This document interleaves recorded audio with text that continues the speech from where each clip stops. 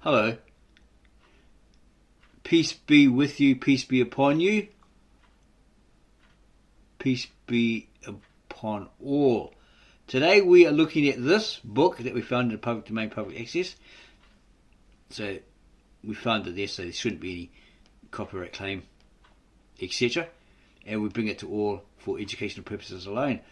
A book titled Evangelion da Mefaresh, the Curetonian version of the four Gospels with the readings of the Sinaitic Palimpsest and the early Syriac patristic evidence, by F. Crawford, that's Francis Crawford Burkitt, 1864 to 1935. And supposedly it's from the modern Syriac.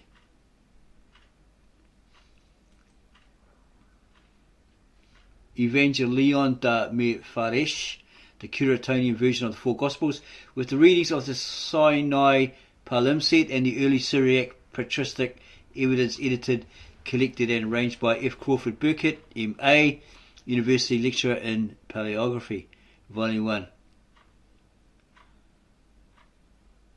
Cambridge, 1904.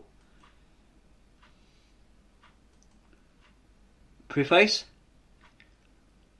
Got something to do in Latin.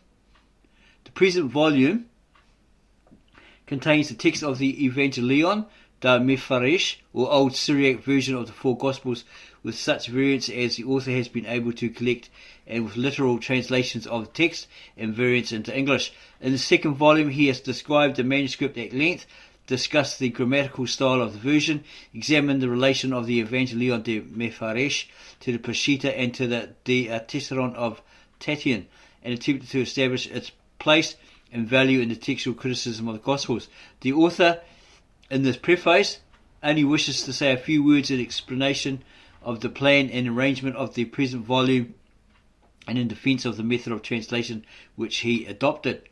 First of all, he's got to express his lasting regret that the name of the late Professor Beasley should appear in the dedication instead of on the title page. Professor Beasley had been for many years contemplating a new issue of the Curetonian Gospels, and on the discovery of the Sinai MS it seemed as if the man most fitted for the work of preparing a critical edition of our greatly increased material was on the spot and ready to do it. But to the grief of all students of Oriental literature, he died immediately after his return from Sinai in 1893, and when the present Dean of Westminster, the one at that time, entrusted the author with the work which Professor Beasley had undertaken for text and studies, he found that he had to begin from the very beginning. Of Professor Beasley's long projected edition of the Curetonian, nothing tangible remained after his death but his copy of Cureton's edition, containing an incomplete recollation of the manuscript. There were no notes, no specimens of a new translation, no sketches of prolegomena. Beasley's unrivaled familiarity with Syriac literature and the methods of Syriac translation. Translators would have given his edition, had he lived to complete but a portion of it, a unique value. But so far as we can discover, or he could discover, this store of learning perished with him. It was therefore impossible to place his name on the title page of this book, but in dedicating it to his memory, the author wished to express the hope that his work may have attained some measure of the thoroughness and accuracy which biblical and oriental scholars have so justly associated with his name. Okay, so what is this Curetonian Gospel? Let's have a look at the history of it, some information behind it. Found it online. The Curetonian Gospels, designated by the Siglum CUR, must be Syriac something, are contained in a manuscript of the four Gospels of the New Testament in Old Syriac, together with the Sinaitic Palimpsest.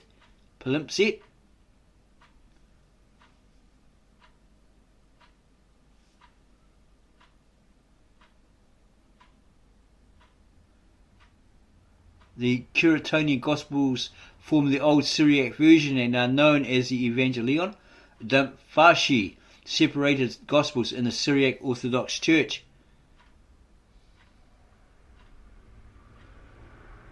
The Syriac Orthodox Church, also known as the West Syriac Church or West Syrian Church, officially known as the Syriac Orthodox Patriarchate of Antioch in all the East, and informally as the Jacobite Church, an Oriental Orthodox Church that branched from the Church of Antioch. The Gospels are commonly named after William Cureton,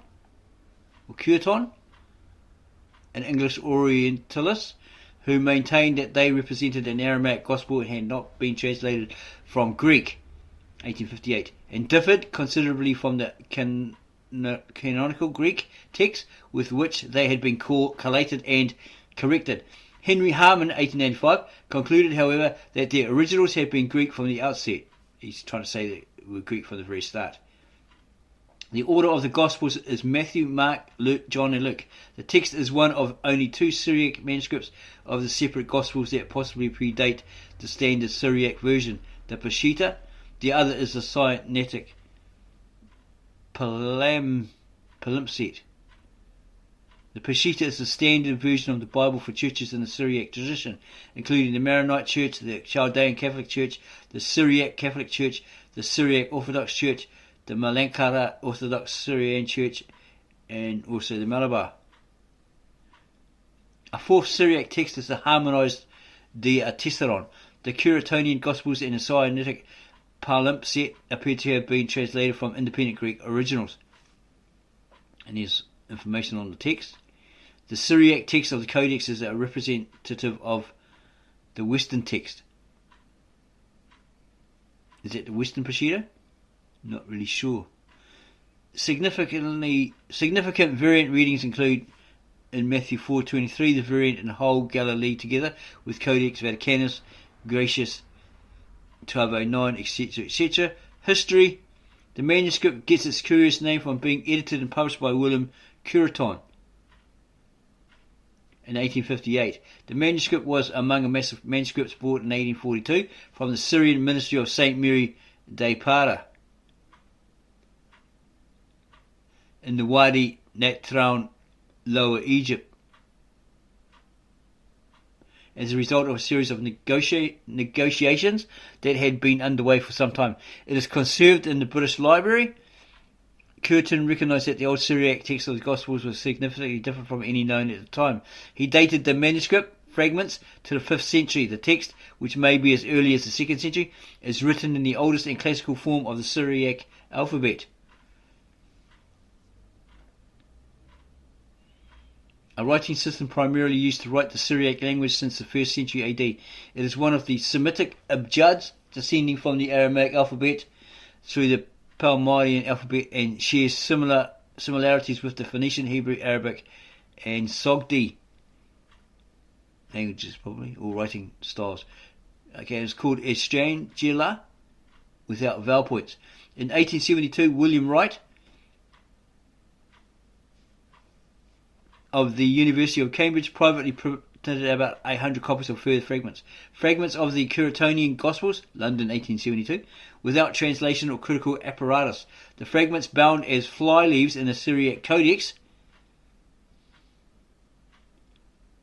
the historical ancestor of the modern book.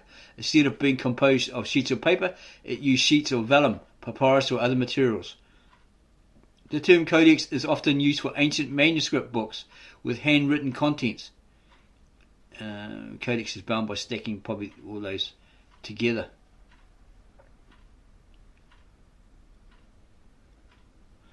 So it was fly leaves in the Syriac Codex in Berlin once formed part of the Curetonian manuscript and filled some of its lacunae. A gap in manuscript, inscription, text, painting or musical work. A manuscript text or section suffering from gaps is said to be lacunos or lacunalos. Okay, so there's, you can see in the picture there's a big gap between writings, that something was either erased or left out, or that's just the way they wrote it, with a big gap. The publication of the Curetonian Gospels in the Sinaitic Palimpsest enabled scholars for the first time to examine how the Gospel text in Syriac changed between the earliest period represented by the text of the Sinai and Curetonian manuscripts and the later period. The Syriac versions of the New Testament remain less thoroughly studied than the Greek. The standard text is that of Francis Crawford Burkitt, 1904. It was used in the comparative edition of the Syriac Gospels that was edited by George Anton Karas, 1996. He was a Syriac scholar, best known for his contribution to modern Syriac studies. There's also other things you can look at. Here's the notes from this particular website. And then we found some more information on the Syriac versions of the Bible. And Syriac is a dialect of Aramaic, which is a northwest Semitic language that originated in the ancient region of Syria and quickly spread to Mesopotamia, the southern Levant, southeastern Anatolia, eastern Arabia, and the Sinai Peninsula, where it has been continually written and spoken in different varieties, probably different dialects.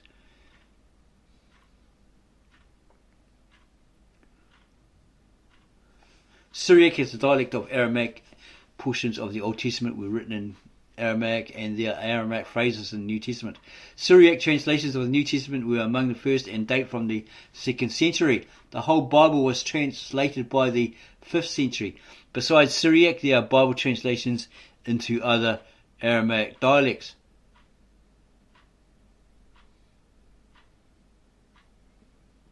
Syria played an important or even predominant role in the beginning of Christianity. Here is where the Gospel of Matthew, the Gospel of Luke, the Didache, Ignatiana, and the Gospel of Thomas are believed to have been written. Syria was the country in which the Greek language intersected with the Syriac, which was closely related to the Aramaic dialect used by Jesus, the Galilean Aramaic. So it was akin. We've said that on our other verses, our other videos, that it was akin to the Aramaic. So if we translate it into the nearest English equivalent, we have figured out, we've read, it should be pretty much close to it, near close to it, right, in translation. This is also, we believe, verified by the native-born Aramaic-speaking translator Victor N. Alexander in his translation project, that the Koine Greek was akin to the ancient Aramaic, meaning the original ancient very old Galilean Aramaic that Jesus and his disciples spoke.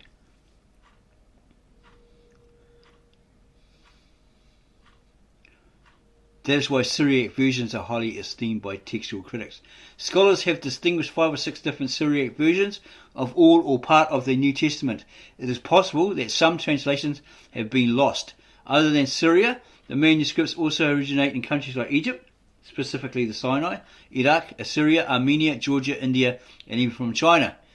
This is good evidence for the great historical activity of the Syriac Church of the East, because the apostles, Thomas and probably Bartholomew, Thaddeus, and Mary of the 70, well, maybe Thomas and some other people, went across these different lands. He went to India, he set up churches there, and it took off. Then some of them went to China, and they were quite welcome there.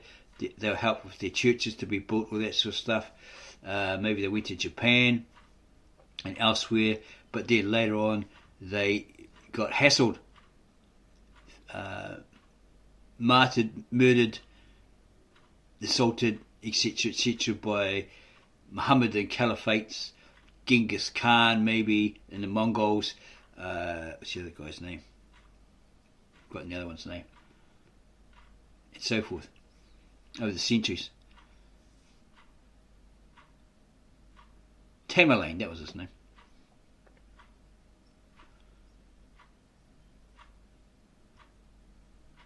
Church of the East.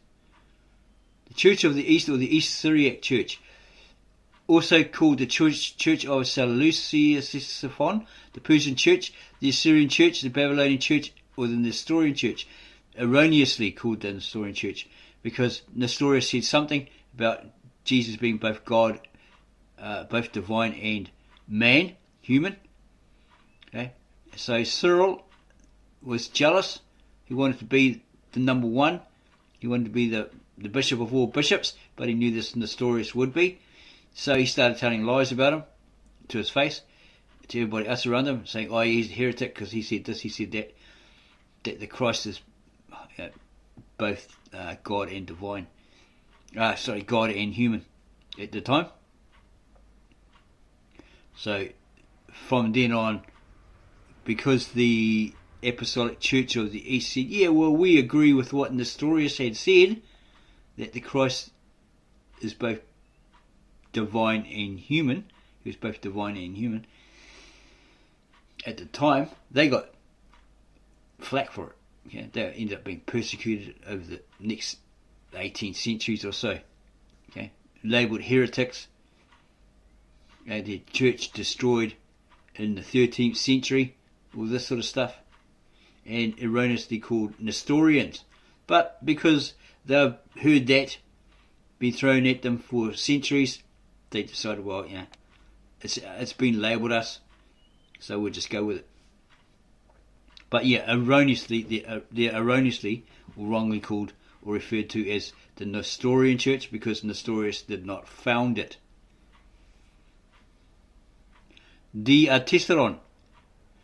This is the earliest translation of the Gospels into Syriac. The earliest translation of any New Testament text from Greek seems to have been the Diatessaron. A harmony of the four canonical Gospels, perhaps with a now lost fifth text, prepared about AD 170 by Tatian in Rome.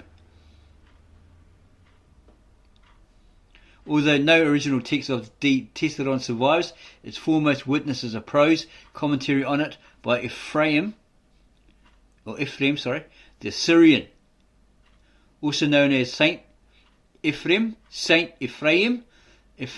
of Edessa or Ephraim of Nisibis, was a prominent Christian theologian and writer who is revered as one of the most notable hymnographers of Eastern Christianity. Maybe he wrote a lot of songs that they sung.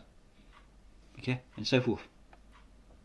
Although there are many so-called manuscript witnesses to the Diatessaron, they all differ and ultimately only witness to the enduring popularity of such harmonies.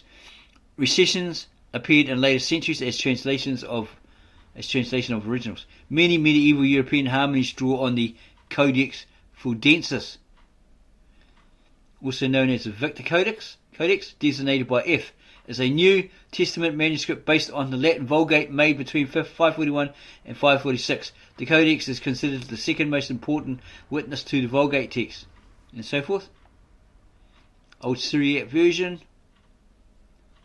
The Old Syriac version translation of the four Gospels, or Diatessaron, is preserved today in four manuscripts, both with a large number of gaps. The Curetonian Gospels consist of fragments of the four Gospels. The text was brought in 1842 from the Nitrian Desert, a desert region northwest Egypt, lying between Alexandria and Cairo, west of the Nile Delta. It is known for its history of Christian monasticism, so monks and all that sort of stuff living in a monastery in Egypt, and is now held in the British Library. These fragments were examined by William Cureton and edited by him in 1858. The manuscript is dated paleographically to the 5th century. It is called Curetonian Syriac, and his designation is designation by Sir C, or CU, or CR, what it was earlier. The second manuscript is a palimpsest discovered by Agnes Smith Lewis.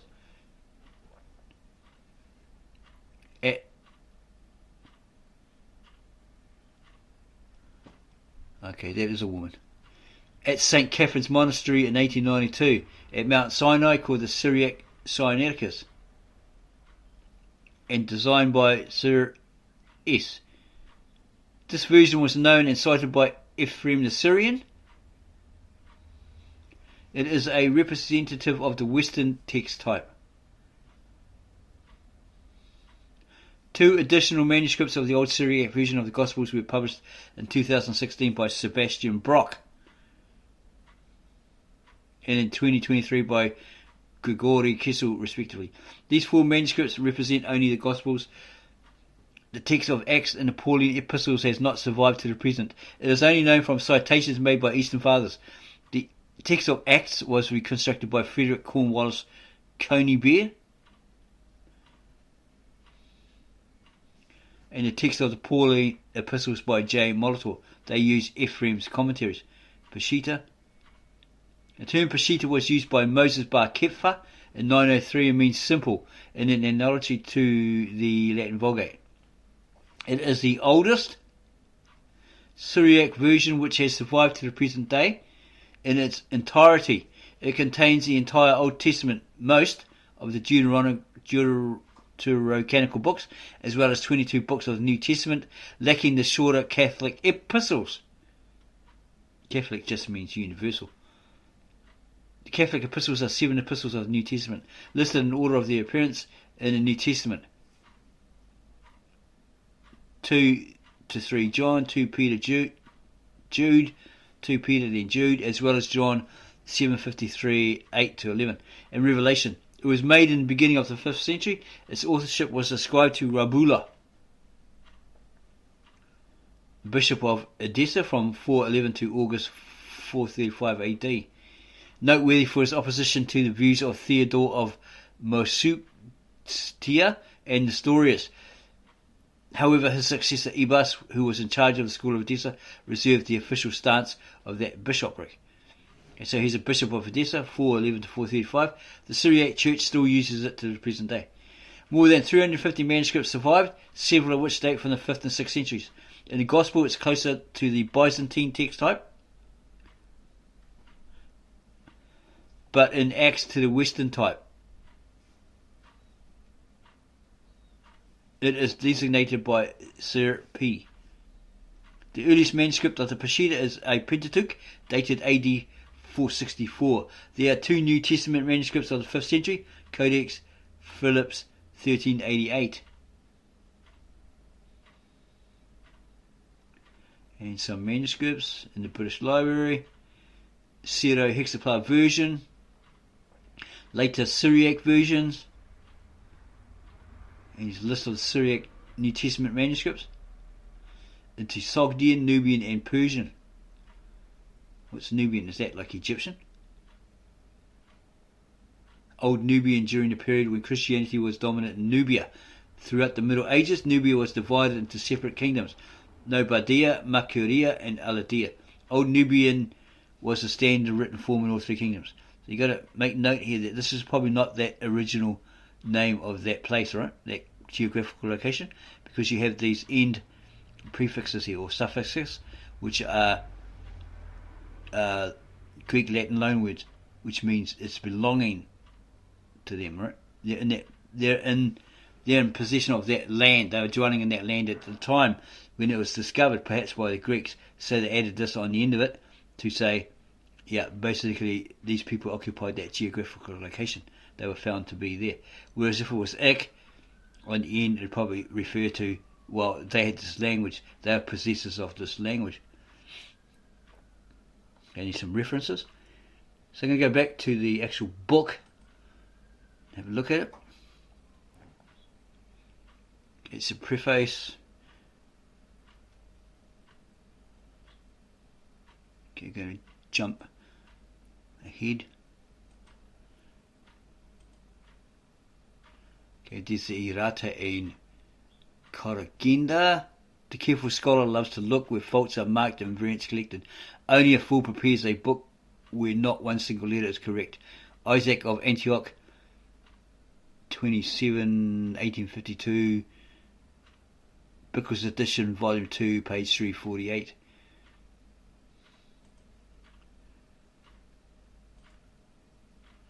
Tables of abbreviation used in the text and notes, Syriac manuscripts and writings.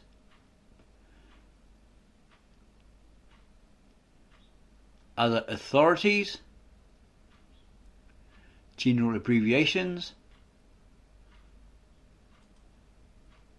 Evangelion da Mephirestia.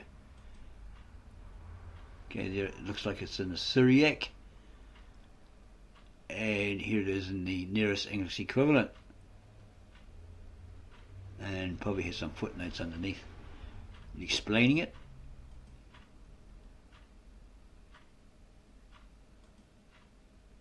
Okay, as this is a book of Matthew.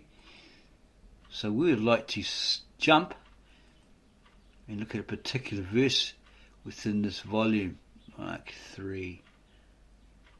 Okay, I'm going to try and go to 15, see what it says there.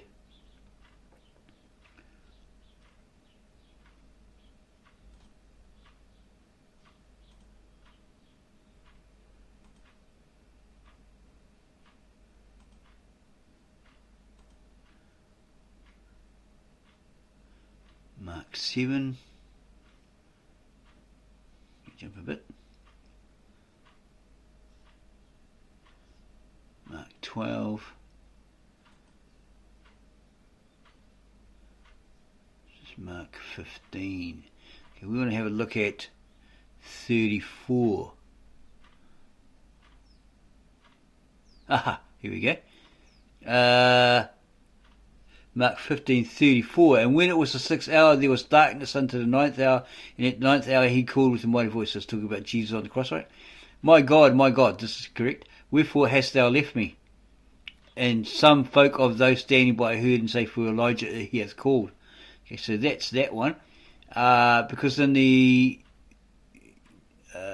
original ancient, very old Galilean manuscripts, that Victor N. Alexander, the native-born Aramaic-speaking translator, translated into nearest English, he's translated as wife who left me to his destiny, something like that. Wherefore have you left me to my destiny? Okay. It doesn't mean, as we see in the Americanized Bible versions, English Bible versions, why have you forsaken me? That's apparently second and third generation Greek transliterations.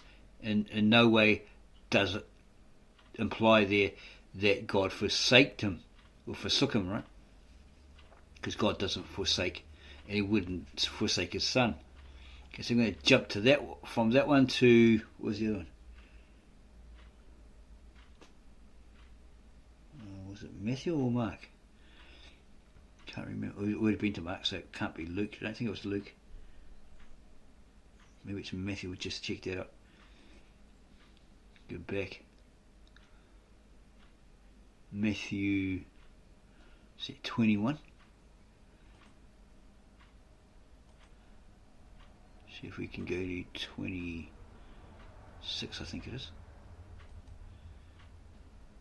I'm pretty sure it's Matthew. It's just 24.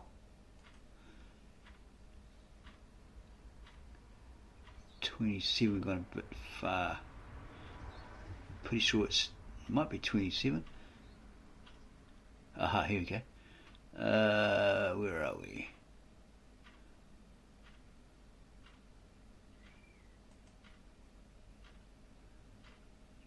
Okay, here it says the same thing. Matthew 27:46.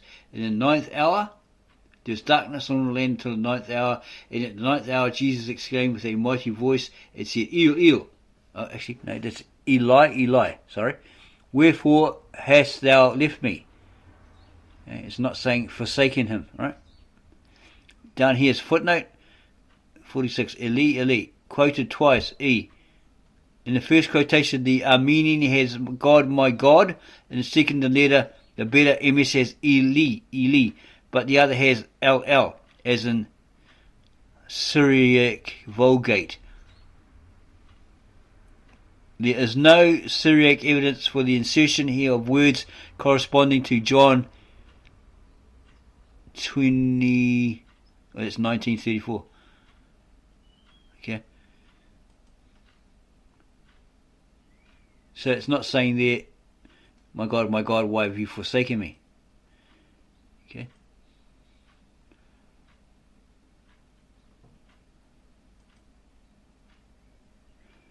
We would like to have a look at John too. There's quite a few things here we'd like to actually look at through this supposed ancient Syriac.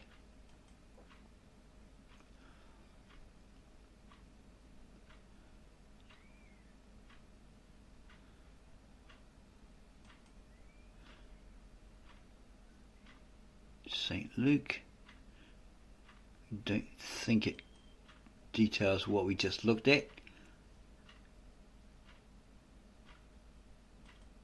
or says is similar, the same.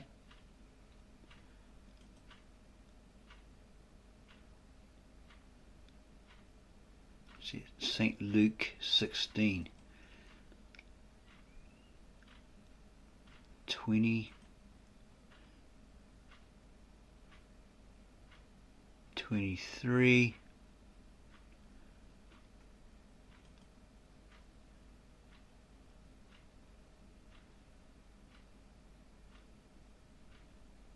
okay, and that doesn't say the same thing, it says something completely different. It doesn't have the Eli.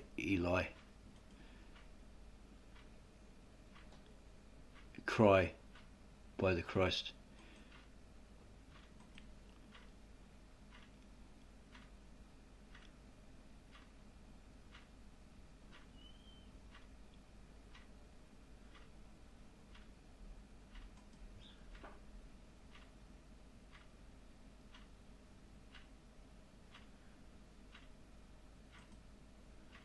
Very interesting.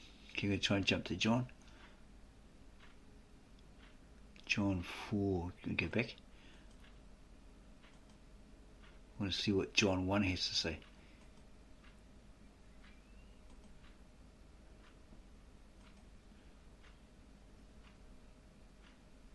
John 1. Okay, it has the Greek. Okay. It has the Greek, or the Americanized English rendition, right? In the beginning he was the Word, and he the Word was with God, and he the Word was God. This same was in the beginning with God, etc., etc. 1. And also the Messiah is the word and speech of the Lord, as is written in the beginning of the gospel of our life giver. In the beginning he was the Word. A13, as is written in the beginning was a voice which is the Word. A167, compare from the beginning with his Father he was. A12 from also appears in E, and so forth. Okay, because this here is the word, or logos in the Greek. Okay, in the original Galilean Aramaic, it's milta, the manifestation of God. That's the closest you can get to it, because there's no meaning that's translatable in the English for that particular word. So the translator, native born Aramaic speaking translator of the Galilean Aramaic, Victor N. Alexander, had to look around and find a word that befitted it. And he found manifestation, that which wasn't revealed but then it was revealed, i.e. God in the flesh, God incarnate, the Son of God, God who came to earth, right? Jesus the Christ. Okay, so the Greek logos is incorrect according to his ancient writings, manuscripts.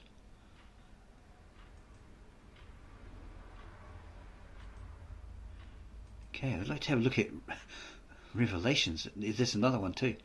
Was it 13 or something? 14, something like that?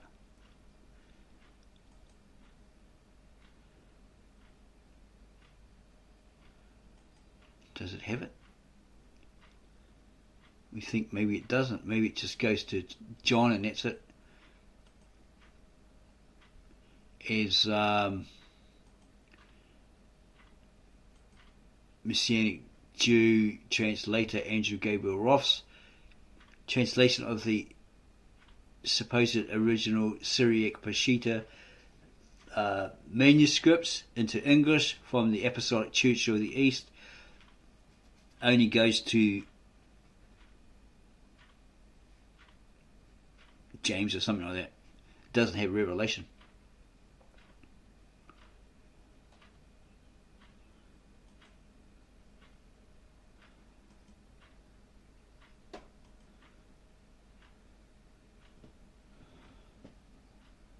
Here endeth the Evangel of the separated 4 volumes. Glory to God, and to his Messiah, and to his Holy Spirit. Everyone that readeth and heareth and keepeth and doeth pray for the sinner that wrote, God in his mercy forgive him his sins, in both words. Amen and Amen. Or truly, truly, yes, yes.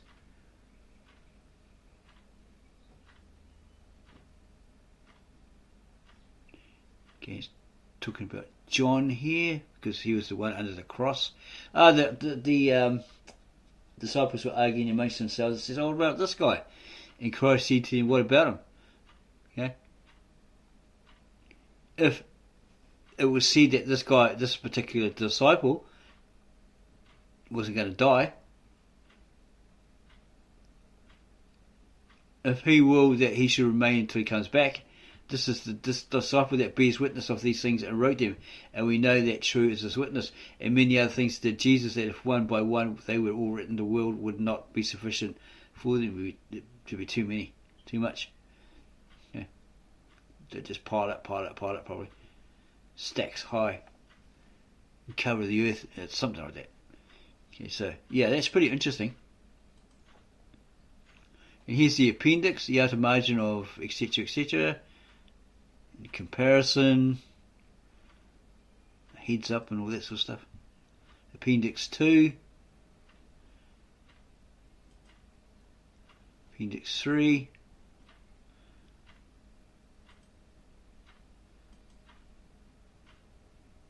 and it goes through all the various books. Okay, so hopefully you found that interesting. Okay, all that last part is for those who are really technical, can understand all that sort of stuff, and they got the mind for it and all that. You know, they're probably the native-born Syriac or Aramaic speaking person can look at that and go, "Wow, this means, and that means." Okay, we have a Western mindset; we don't know it, so we're not going to try and attempt and claim. Okay, so this is the Evangelion de Mafaresh that we brought to you, a review of it. Very, very interesting.